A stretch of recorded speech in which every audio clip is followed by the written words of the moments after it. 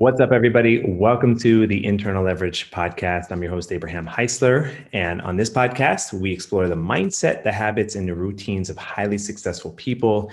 And today's guest, I'm super excited to introduce Sasha de Sola. She's a principal dancer for the San Francisco Ballet. She's trained in one of the top academies for ballet, has performed all over the world, won various awards, has appeared in various print ads, and even has a children's book that's based on her life, which is pretty interesting. And aside from all this, is also an actress, which is how I met her. Sasha, great to have you on the show. How are you doing? Thank you for having me, Abe. I'm doing great. Thank you. Before we began, I was saying I have to know, like, what's ballet like during COVID? Yeah.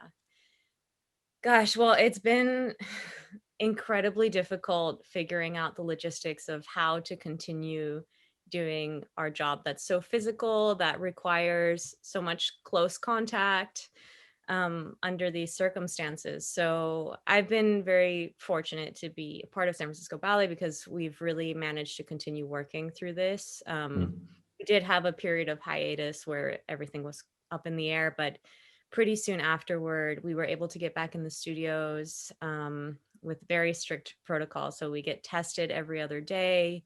We're put into very small pods. Of course, we have to always have the mask on. And basically it's very strict and very complicated. We have some quarantine periods Yeah. but it's all to keep us safe and to allow us to continue working. And we've actually managed to create 3 world premieres this year, which is incredible. Wow. And we're already looking forward to the next season when hopefully we can be back at least partially, if not fully, in front of audiences and have an in-person season. Great. Um, so Right. it's been tough, but overall, we've managed to kind of shift and position ourselves to make it work. Beautiful. I'm sure there must have been some online streaming performances. Was that the Yeah. case? Yeah, so Yeah. we ended up having a digital season, which was mostly archival footage, but we also captured some new footage. So it was a mix of both. And we had our season online, which in a way was actually fantastic because people who are not in the San Francisco Bay Area could see San Francisco Ballet dance Right. Right. and on their terms in their living room. So in a way, there's some beauty in that. It kind of brings us together in that Yeah. way. When one door closes, another door opens, right? Exactly. Yeah. Exactly. Beautiful. So I've had the pleasure of working with you, and we met on the set of Dancing with Nureyev, a short film I wrote and directed in a past life, and you were the star of the show. And I mean, you did such an incredible job. So not only as an incredible dancer, but also bringing out the performance of this character. And we did some really powerful, deep work. And part of getting to know you and getting to work with some of the other dancers from the company on a couple of other projects, man, I was just blown away by how intense you guys train, right? The mindset that you guys bring to your craft and how many hours go into it and just years and just a lot of pressure. And so it's a pleasure, to have you on the show and to kind of get a little bit of an inside look of what it takes to perform in a world-class ballet company. I'm sure it's been quite a journey. Oh yeah, absolutely. I mean, as, as you mentioned, you know, to be a ballet dancer takes an incredible amount of commitment, dedication, years and years and years and hours of training that is kind of thankless in a way because you don't really get to realize the fruits of your labor until many years later. It takes so much time to get your body to be able to do the things that you need to do as a ballet dancer, and it requires so much mental fortitude because of that. So yes, in many ways ballet is what feeds my soul. And so therefore all of these sacrifices feel very worth it to me because it's something that is so so close to me. It's something that's so important to me, and I feel fortunate, honestly, to be able to have a career in this industry. But that being said, it doesn't mean that it's in any way, shape, or form easy. It's probably one of the hardest things to do. I can imagine. I mean, what you put your body through, and you know, I mean, some of the stuff that I saw just even preparing for our film shoot is just it's absolutely incredible how you guys prepare and how you guys train. Tell us a little bit about having to, like you were saying, delay this sort of feedback loop of like being in front of an audience that's applauding, and it's like you're doing all this work at a very young age. I mean, you started very young. How do you, like, what do you tell yourself to create that mental fortitude to keep going without that feedback, that immediate feedback? Well, ballet is this particular profession where you have to be very self-motivated because you don't have those traditional reward systems, right? So it's you're not necessarily going to get this massive paycheck. You're not necessarily going to get achieve this massive amount of fame. But at least for me personally, and I think for many of us, we do it for the pure love and passion for the art form. We love so deeply what we do. And so I think I've learned to really motivate myself for my own personal sense of pride in my work. I value this art form, and I think it's so important to take care of it. And so I motivate myself by basically like not making excuses for myself when I'm feel that maybe I didn't do my best. It's part of life, but I take that and I learn from it, and I try to use that as motivation to make myself better, to next time be able to do whatever it is that I need to do, to emote what it is that I need to emote. And to really make sure that at the bottom line, this is an art form that's about connection and community and having this shared experience that's transient. It's not something that lives on forever. It's something that lives on only in that moment. And if you were there for that performance, if you were there for that moment, if you watched that ballerina, that dancer, that whole ballet, and it moved you, there's this particular energy that you cannot replicate anywhere else in life. I've never managed to find another space where you really replicate that magical energy and you know that it's special. And for that reason, I think I I work as hard as I do because I know how important it is. And to share that with the thousands of people in the audience and to know that we're having this shared experience is just absolutely incredible. And I'm so fortunate to be in that position to experience that. I love that. So what I'm hearing you say, it's almost like there's this sort of oneness like experience, this transient, but also almost like a transcendent experience where, you get out of your head, you sit down in your seat, you watch the ballet or the people up on stage, you guys are performing, and it's this moment in time where you're not worried about paying the bills or did you get a parking ticket or what's going on with COVID, or you're in the moment, which is beautiful. Would you say that, like the idea of flow state, is that similar to what you're talking about? Yeah. Oh, very much so. That's flow state to a T, if you looked it up in a dictionary. But what is, I think, even more special about it is that it's a collective flow state in its perfect world, right? Not every single moment of every single performance is that, but there are moments that you feel that it's you are in your own flow state, but you also feel how the entire audience is on this journey with you, that you're taking them with you. You feel the energy of the audience. You know when they're engaged, you know when they're less engaged, you can feel it. And it's incredibly powerful and motivating in that Right. way. And that's fascinating because, you're performing in front of hundreds, if not thousands of people at one time. So Yeah, to be able to, amazing. I mean, like to be able to have the what's called interoception, which is where you can feel in your body what's happening, somewhere out there with 1,000+ people is truly phenomenal. yeah, yeah. It's Yeah. incredible. So I'd love to hear a little bit about more about your training, so and just a little bit of context. People listening to this podcast, a lot of them are entrepreneurs. A lot of them are just interested in personal growth and really performing at their best in whatever their respective field is. And so ballet, as you were saying, it's one of the toughest art forms. It's one of the toughest, not entertainment and arts is a tough industry, but ballet is one of the I guess the toughest and even competitive art forms that there is, right? And to be able to succeed and to perform in San Francisco Ballet, which is a world class organization. Tell us about some of the difficult times in your training. Maybe some moments where you doubted yourself. Moments where like there was that voice of maybe I should just throw in the towel and give up. And what helped you to move through that and get to the other side?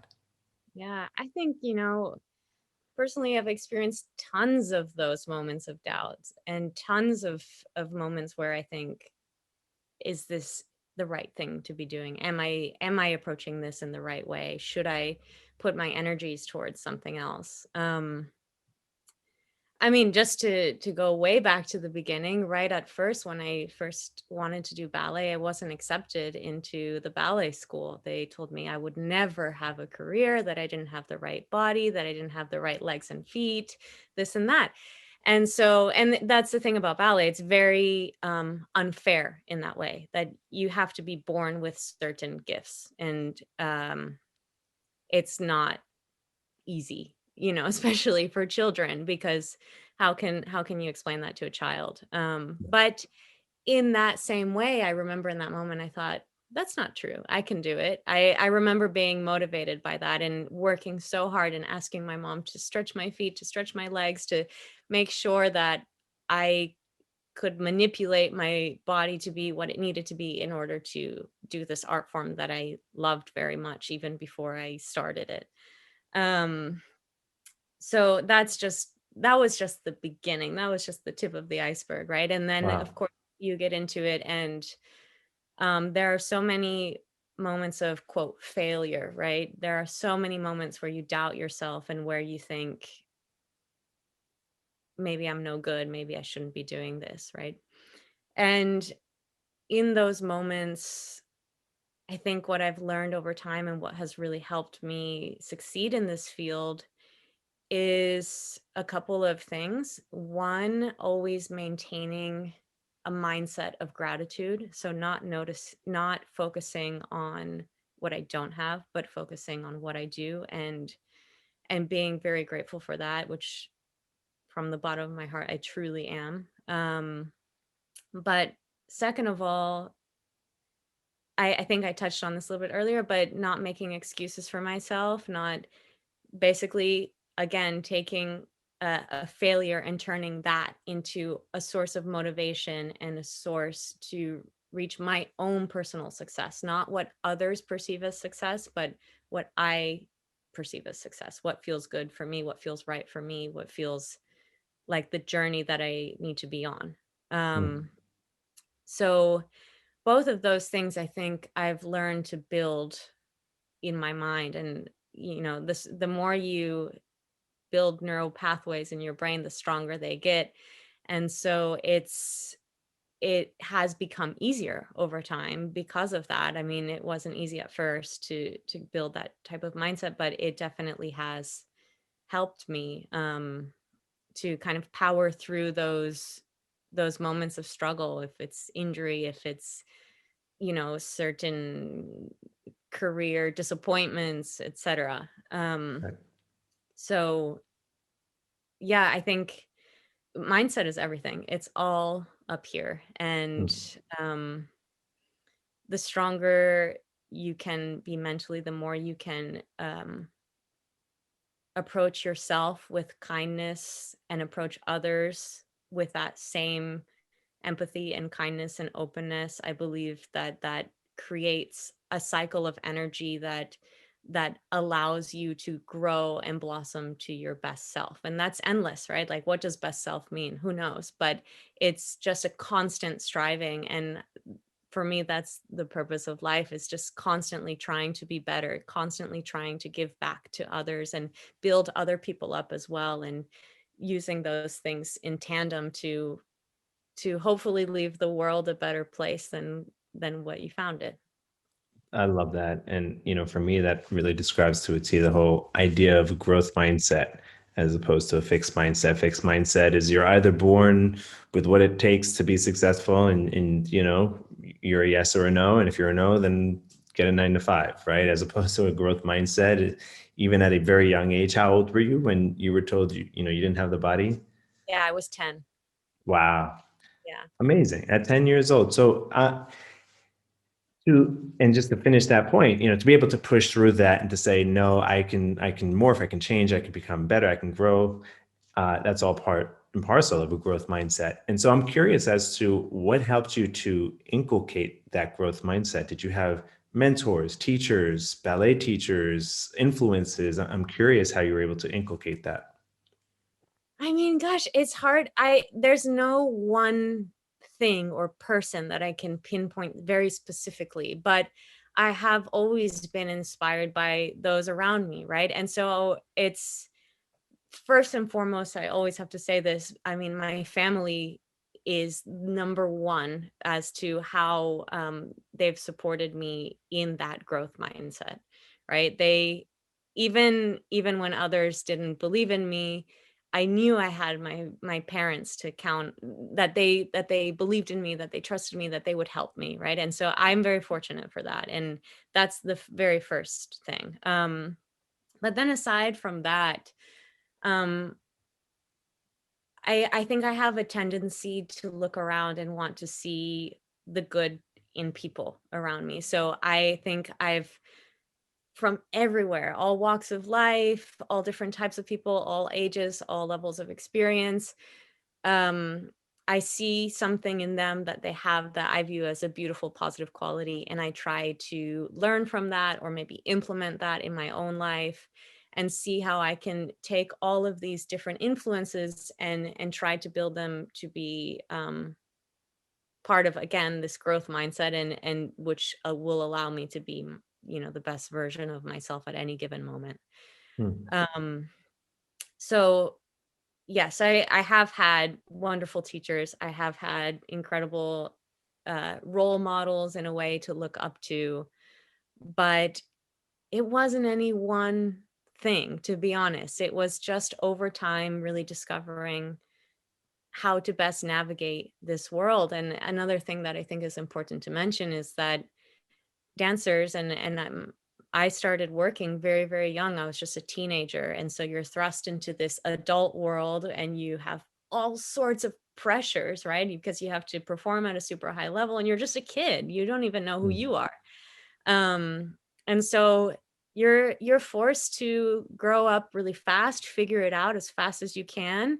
Um, and and I think it, in a weird way, it was a sink or swim situation as well, of like trying to figure out what's the quickest way for me to understand how to best work in this environment. Right. And how was that?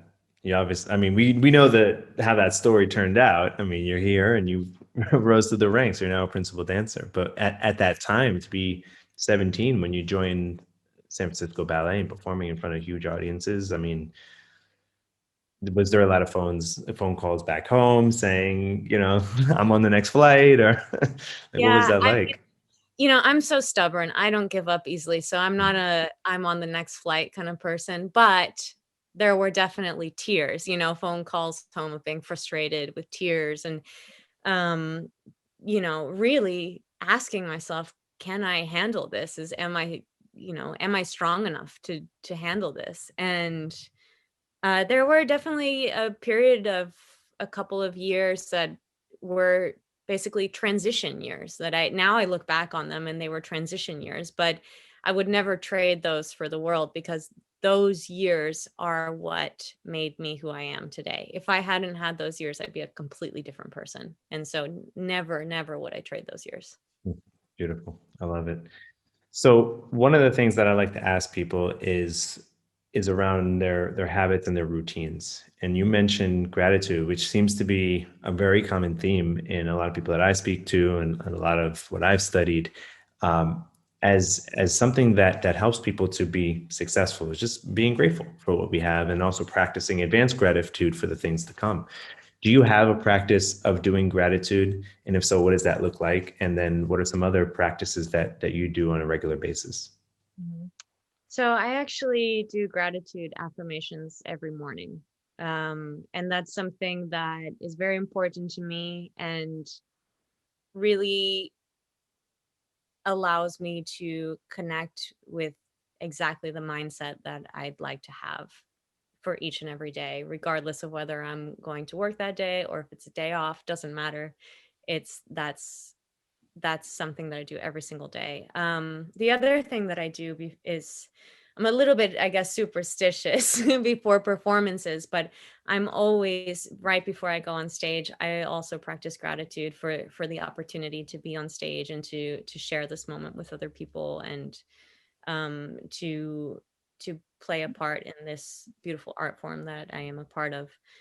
Um, so that from a gratitude standpoint, it's a very, very, very, very big part of my life. If I'm going to be honest, it's almost always running in my mind somewhere, whether it's active as in the morning and before performance or more in the background. Otherwise, I also try to make time to meditate and to if I need for example, leading up to performance, I always visualize my performance.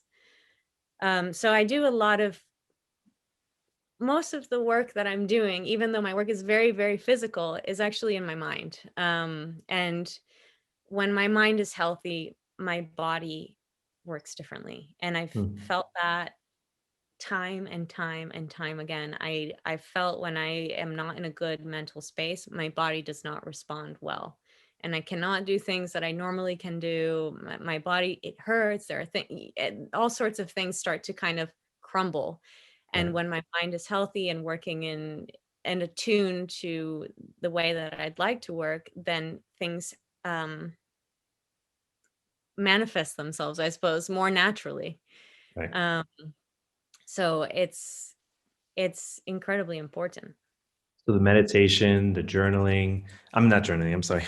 The gratitude, some people journal, other people do affirmations, and also the visualization, seeing it. And like you were saying before, creating those neural pathways and uh, going through that process of really conditioning the brain, priming the brain so that it could really take the lead and then your body follow suit. Because everything I mean, obviously it's very physical what you guys are doing up there, and yet at the same time there's this whole other experience as you were talking about before, the sort of transcendent experience.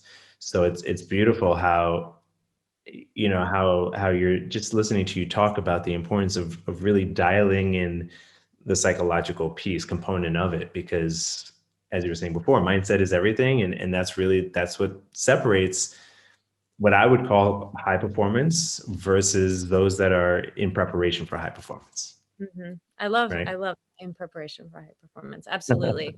And to your point, which you kind of touched on, is of course it's the mind for me specifically, but for many as well, it's the body. But then there's also the spirit, right? The heart, the soul, and all those three things are so important that they work in unison to create this magic and this special experience. And because that's the other thing is like people, the heart connects with the heart, and that to me is the the meaning of life, right? To create this, connect with other people and create beauty and joy and spread as much positivity to others as possible. So it's all of these things, and so if I'm able to do this for myself, I can therefore share it with others and share this energy with other people, and it's something that is important to me or that I strive for. Hopefully I'm attempting to achieve it, but I'm striving for that. Yeah, beautiful. What would you say to other 10-year-old girls and boys out there who really have a dream, have something that they're passionate about, and are moving in that direction, but are told that they can't do it? Yeah. what I'll say is never give up. You know, if you love something, if you are passionate about it, if you work your butt off, you got to work. It doesn't come for free. Nothing comes for free. You have to work so hard and really focus in on why are you doing that, right? If it's coming from a pure place of passion and love and desire to do this thing to the best of your abilities, never give up. You will achieve it. You will achieve it. You have to keep your mind strong. You have to stay focused. And that doesn't mean that you won't be disappointed. That doesn't mean that you won't have bad days. You will have bad days and they will come in spades, right? But the point is not about having bad days, it's how you recover after those days. Use those days to motivate you and it will be worth it. It will be worth it. Well, let's turn that failure into success. So let's end on the question of what's next for you. I mean, you're ready. You know, you've accomplished so much. You're still very young. Where are your sights set on next? Well, I have a lot of ideas. I always have a lot of ideas floating around in my mind. I think I of course would love to dance as long as possible, as long as my body will let me, as long as people would like to see me, you know, all of those things. But um also I really have a desire to use my platform to help other people. I was supported by people who didn't even know me when I was young, and they believed in me, and I want to do the same for others. So I am working on building that and really creating a space and something that will allow those who maybe are not born into the most fortunate situations have opportunities and be able to realize their dreams just as much. Beautiful. I love that. Great. Well, Sasha, really a pleasure to reconnect with you. Thanks for coming on the podcast and sharing your journey with us.